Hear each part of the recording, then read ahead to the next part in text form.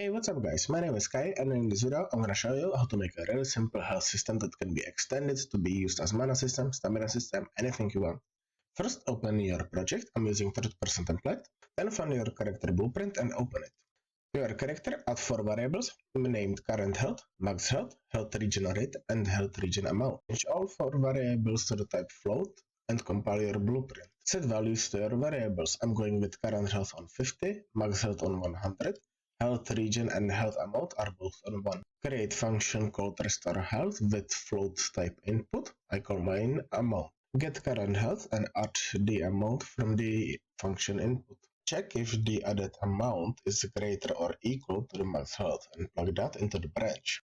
From true, set current health to the max health, and from false, set current health to the added amount. Create second function called remove health with float type input. I code my amount again. Get current health and subtract the amount from the input. Plug the subtracted amount into the less or equal node and check if it's less or equal to the 0. Then plug that into the branch. Go into your event graph and create custom event called player death. In this event, you can handle any logic you want for your character to have on death. I just added quit game node. Go back to the remove health function. From branch, drag from true and call event player death. From false, we want to set current health to the subtracted amount. Create two function called regenerate health and drag restore health function into it. Then plug health regen amount into the restore health node. Go into your graph and find event begin plate, then add a sequence to it. From the first line of sequence, add create widget node, then drag from its return value and create add to viewport node. From the second line of sequence, add set timer by function name, and into function name plug the name of your regenerate health function. Then into time plug health regenerate. Make sure it's looping. Go into your content browser and create new widget blueprint. I called mine hard. Open your new widget blueprint and drag canvas panel into it. Then drag progress bar into your canvas panel and place it wherever you want. In Appearance tab under Fill Color and Opacity, you can change the color of your progress bar. I'm gonna go with red. In the Progress tab next to the percent, click on Bind and then create new binding. This binding cast to your character blueprint and get player character. Drag from the cast and get current health and max health. Then divide current health by max health and plug the return to the return value.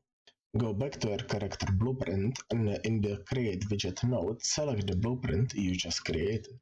If your character has health, it also needs to be able to take damage. To do that, simply create event any damage and plug it into remove health like so.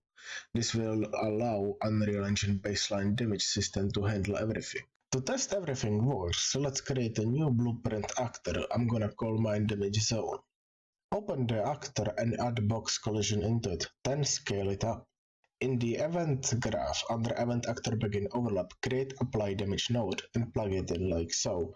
Then fill out base damage with the value that you want your player to take in damage whenever they overlap this actor. Then drag your newly created actor into the world. For you to be able to actually see the actor in the world, you first need to click on it, then get into the box component and scroll all the way down into rendering. Then unclick hidden in game. Now we can test things out. As you can see, I didn't start at full health because I've set my current health to 50. Now if I walk into this box, I will take 25 damage each time. Now I've quit the game because my health went to 0 or below, which triggered the player death event, and as you remember, I've put quit game node into the player death. Alright, I think that's enough for this video. Thanks for watching, see ya!